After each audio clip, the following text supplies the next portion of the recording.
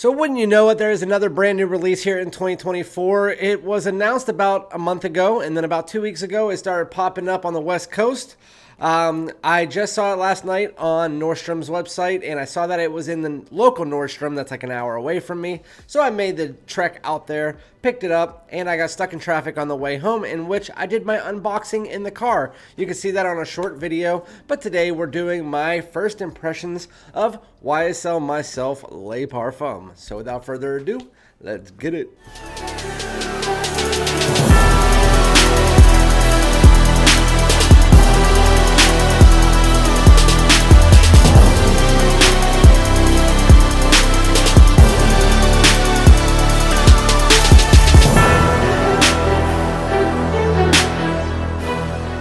What's good, my great smelling dudes? Welcome back to my channel. My name is Randy, aka FragranceDoud. Thank you guys so much for showing up for yet another first impression of a brand new release here in 2024 by the house of YSL. If you're new to my channel and you like my content, make sure to hit the subscribe button. We're almost at 10K, so I couldn't ask for anything more outside of hitting that like button. On your way in, hit the like. Also, comment below. Let me know if you've tried this, if you like it, if you don't like it, if you haven't tried it, what side of the fence you were on, because when it comes to the original myself, I am going to dive into the line real quick before we get into the actual Le Parfum, the fragrance we're talking about. I will put timestamps below if you want to skip that part. So don't blame me for having a longer intro. So anyway, the original came out last year. I was the first one to review it on YouTube, at least. I don't know anywhere else, but at least on YouTube. I got this from YSL. It is a 10 milliliter decan. I got it from Influencer, but it was a sweet tart bubblegum citrus mixed together with orange blossom. That is the DNA of the line, and that is pretty much where a lot of people in the fragrance community were split. So this was the number 8 best-selling fragrance in the world last year, and number 6 this year. It was actually number 4 on Macy's. But with that said, in the fragrance, that's the everyday average Joe's, which is like 99% of fragrance sales. But in the fragrance community, it was about a 60-40 split, positive to negative. The 40% that didn't like it were all about either saying it's too bubblegum sweet and generic, just like everything else out there, or the other part of that would be it had too much orange blossom, it was too floral. I thought it was a very nice blend, but that's what I heard from the negatives. The positives were it's a very nice fragrance. It smells really good. It's one of the best bubblegum sweet fragrances out there. There was also comparisons drawn, especially I heard somebody said that Chris, the CEO, and somebody else said that it was almost a complete clone of Valentino Born in Roma Eau de Toilette. I think that's a bit ridiculous. I think that the background of the Eau de Toilette smells like myself. But if you look at Valentino Born in Roma Eau de Toilette, it's like a 70% sea salty mineralic fragrance mixed together with like 30% of this bubblegum fragrance, which I can agree, the bubblegum part of it smells like the bubblegum part from this, but myself doesn't have any of that sea salt. It doesn't have any of that mineralic quality to it. So to say that they're complete similar, like they're 100% similar fragrances, no. This, I can understand if you said that Valentino Born in Roma was a sea salty mineralic version of this. I could see that being the case, but saying there that they're the same, I disagree, because again, this one is centered around orange blossom too, and there's not orange blossom in that one. But anyway, that was from last year. That's the original myself. It had a glossy bottle, and it said Eau de Parfum. That's what it was. Well, about a month ago, it was announced that the Le Parfum was coming out. We all knew it was going to come out. It's YSL. I just am shocked they didn't go EDT, EDP Parfum. But I kept saying, I guarantee you this is going to be like their YSL Y Le Parfum to the EDP of the Y. And it's going to be a little bit darker and warmer. With that said, about 2 weeks ago, everybody was saying that in the West Coast that these were popping up in Macy's and Dillard's and all that stuff. And then I saw last night it was in my Nordstrom. So I immediately purchased it, and I took my lunch today, and I drove an hour and a half out, got stuck in traffic, actually went to Nordstrom Rack and Saks Off 5th and found some really good fragrances, but you guys aren't here. But on the way home, I got stuck in like 25 minutes of traffic.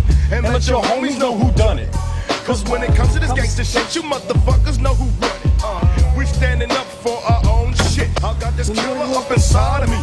I can't talk to my mother, so I talk to my diary. I decided to record my unboxing of this. Today we're going to be doing my first impression of the first hour of YSL MYSLF Le Parfum. I just got home. It's been about an hour since I sprayed it on in the car in the video that you might see on my short. But this is the box. Looks the same as the original MYSLF box, except for it has a MYSLF up the side. Outside of that, that's pretty much it. I got the 2 ounce, which I think the 2 ounce is all you need because it's the same height as the 3.4 ounce. It's just a bit skinnier, and it's not even that skinny. It looks like pretty much every other 3.4 ounce bottle. This is YSL MYSLF Le Parfum.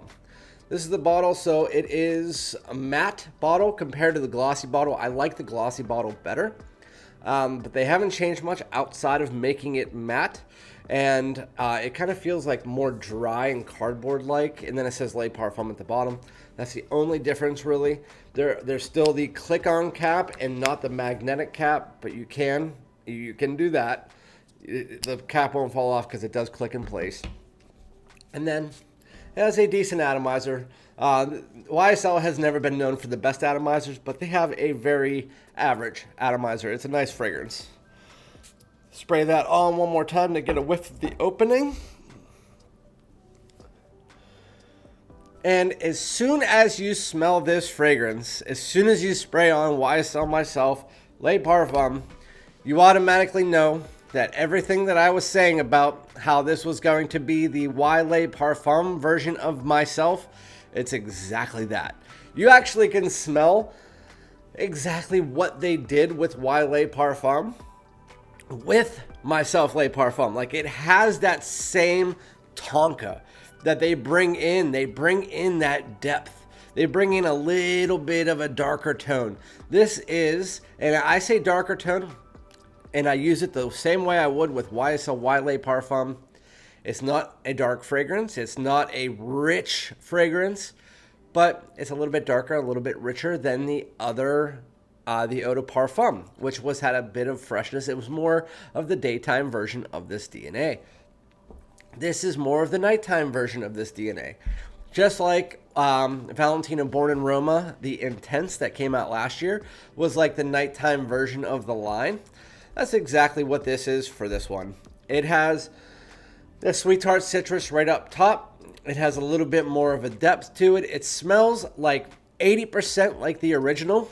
If you literally just, like if you had a little knob on the front of the bottle and it said darken, sweeten, and you just turn it up one notch. And that's pretty much what this fragrance is. It's better than the original. Is it miles better than the original? No, it's not. But it's just smoother. It's more refined. It's a little bit deeper. It's a little bit darker. It has a little bit of a richness to it. And then it just basically takes that orange blossom, it deepens it up a bit. It still has that in there. So if you didn't like the orange blossom, and again, for the people, that 40%, if you didn't like the bubblegum sweet nature, you're not going to like the rest of this line. So you're not going to like the Le Parfum. If they have an elixir, you're not going to like that because this line is based around that bubblegum sweet citrus orange blossom mixture. That's here. You do get a little bit of a woody nuance and some musky tones in the background, but for the most part, this is revolving for at least the first hour because I am on my hand at an hour. I am at an hour right now, and it's not really changing too much. It has a little bit of that tonka sweetness, but that's even kind of visible in the opening, just like in YSL Y Le Parfum. It does come in a bit later, but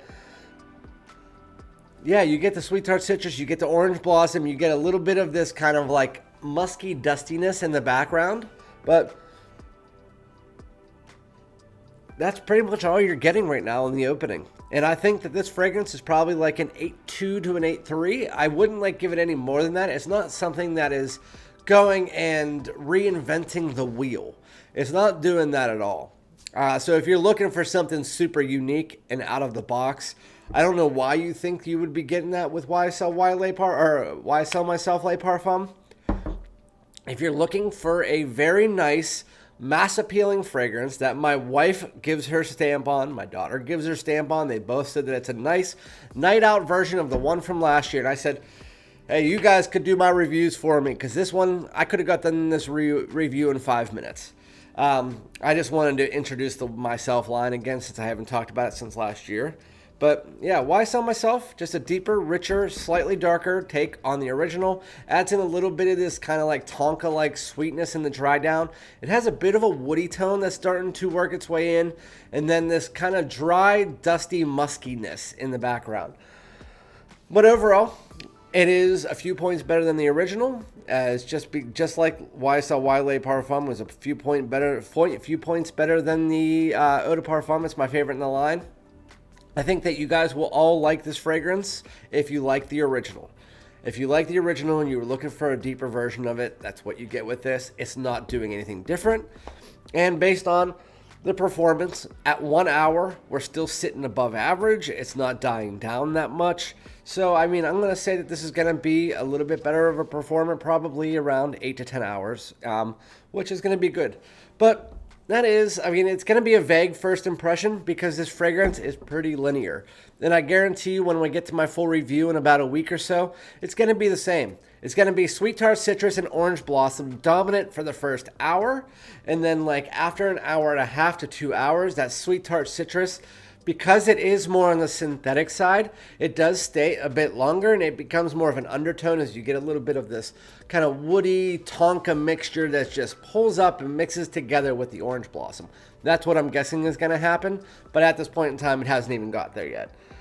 Again, yep, the 1 hour mark and the like 5 minute mark, both of them smell almost exactly the same. So yeah, I'm not going to keep you guys here any longer. Let me know what y'all think about what I'm talking about here. I don't know why I said y'all, but let me know what you guys think about that. And again, I will be back with the full review in about a week or so. And then I will do the comparison between the original and this, which will probably be on some kind of like versus battle or something. But yeah, thank you guys so much. Happy holidays to all of you, and I'll be back with another one. Peace out.